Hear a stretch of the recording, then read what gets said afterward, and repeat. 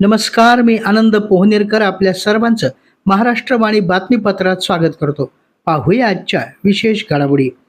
परभणी महानगरपालिकेतील कर्मचाऱ्यांचे मागील 4 ते 5 महिन्यापासूनचे वेतन हे प्रलंबित असल्यामुळे कर्मचाऱ्यांमध्ये आर्थिक आणि मानसिक तणाव निर्माण झाला आहे. कर्मचाऱ्यांच्या वेतनासाठी महापालिकेला वाढीव अनुदान मंजूर करून फरकाची थकीत रक्कम तात्काळ देण्यात यावी, या मागणीसाठी महाराष्ट्र राज्य नगरपालिका, नगरपंचायत, संवर्ग अधिकारी कर्मचारी संघटना संलग्न परभणी शहर महापालिका अधिकारी कर्मचारी संघटनेने आजपासून काम बंद आंदोलन सुरू केले आहे. या संदर्भामध्ये संघटनेनं राज्याचे मुख्यमंत्री देवेंद्र फडणवीस, उपमुख्यमंत्री एकनाथ शिंदे, आरोग्यमंत्री मेघना बोर्डीकर, संबंधित अधिकारी तसेच लोकप्रतिनिधी, महापौर, आयुक्त यांना निवेदन दिलं आहे. शासनानं परभणी महापालिकेस वाढीव अनुदान मंजूर करून देखील फरकाची थकीत रक्कम अद्याप दिली नसल्याचे स्पष्ट करण्यात आले आहे. त्यामुळे कर्मचाऱ्यांचे वेतन रखडले असून कुटुंबियांच्या दैनंदिन गरजा, औषधोपचार आणि मुलांच्या शैक्षणिक खर्चाचा प्रश्न हा निर्माण झाला आहे. वाढीव अनुदान मंजूर करून फरकाची रक्कम तातडीनं देण्यात यावी अशी मागणी संघटनेने केली आहे. येत्या 2 दिवसामध्ये या संदर्भात विचारविनिमय न झाल्यास 12 ऑगस्ट रोजी धडक मोर्चा काढण्यात येणार असल्याचे संघटनेचे नेत्यांनी स्पष्ट केलं आहे. या संदर्भात संघटनेचे नेते नासेर खान यांनी आपली भूमिका स्पष्ट केली. ते म्हणाले, 2026 पासून आमचा काम बंद आंदोलन सुरू झालेलं आहे. आम्ही 8 दिवस अगोदर शासनाला आणि इथं आयुक्त साहेबाला एक पत्र दिलं होतं की तुम्ही 10 तारखेच्या आत आम्हाला आमचे पूर्ण पगार द्या, आणि शासनाला अशी मागणी होती की तुम्ही आमचे जे प्रलंबित वाढीव अनुदान आहे ते लवकर मान्य करून द्या, नाहीतर आम्ही बसणार. त्यांनी आतापर्यंत दिले नाही म्हणून आम्ही नाईलाजानं आज इथं काम बंद आंदोलन चालू केलेलं आहे. जोपर्यंत शासन आमचा वाढीव अनुदान देत नाही तोपर्यंत आमचं काम बंद आंदोलन चालणारच आहे, आणि असंच वेगवेगळे प्रकारचे आमचे आंदोलन चालणार आहे. आणि 12 तारखेला शनिवार बाजारातून जिल्हाधिकारीपर्यंत आमचा एक धडक मोर्चा बी आम्ही काढणार आहोत. आणि जोपर्यंत आमच्या मागण्या पूर्ण होत नाही आणि जोपर्यंत आमचे 5 पगार भेटत नाही तोपर्यंत आमचं आंदोलन असंच चालू राहील.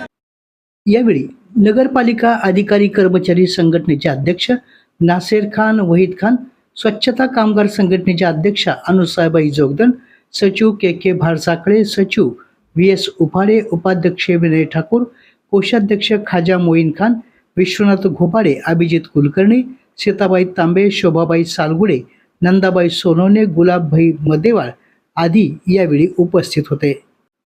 परभणी जिल्ह्यातील Indane, Bharat gas, HP gas या सर्व गॅस कंपन्यांच्या नोंदणीकृत लाभार्थ्यांचे EKYC पूर्ण करण्यासाठी दिनांक 11 ऑगस्ट 2026 ते 16 ऑगस्ट 2026 या कालावधीत विशेष मोहीम आणि कॅम्पचे आयोजन करण्यात आले आहे, अशी माहिती जिल्हा पुरवठा अधिकारी विलास मुसळे यांनी दिली आहे. शासनाच्या अन्न, नागरी पुरवठा आणि ग्राहक संरक्षण विभागाच्या निर्देशानुसार गॅस जोडणीधारकांचे EKYC पूर्ण असणे अनिवार्य आहे. EKYC अपूर्ण राहिल्यास लाभार्थ्यांना शासनाच्या आनुवंशिक सुविधा अथवा अनुदानाचा लाभ मिळण्यास अडचणी निर्माण होऊ शकतात. या पार्श्वभूमीवर जिल्ह्यातील प्रलंबित EKYCचे काम मुदतीत पूर्ण करण्यासाठी तहसील स्तरावर विशेष मोहीम राबविण्यात येणार आहे. सदर मोहिमेअंतर्गत ग्रामपंचायत, तलाठी, कोतवाल, रास्तभाव, धान्य दुकानदार आणि गॅस वितरकांमार्फत व्यापक पूर्व सूचना आणि प्रसिद्धी केली जात आहे. तांत्रिक कारणामुळे EKYC न झालेल्या ग्राहकांसाठी स्वतंत्र व्यवस्था करण्यात आली असून गॅस कंपन्यांना पुरेसे मनुष्यबळ उपलब्ध ठेवण्याच्या सूचना देण्यात आल्या आहेत. तरी परभणी जिल्ह्यातील सर्व गॅस धारकांनी या विशेष मोहिमेचा लाभ घेऊन आपले EKYC 100% पूर्ण करावं असं आवाहन जिल्हा प्रशासनाच्या वतीनं करण्यात आलं आहे.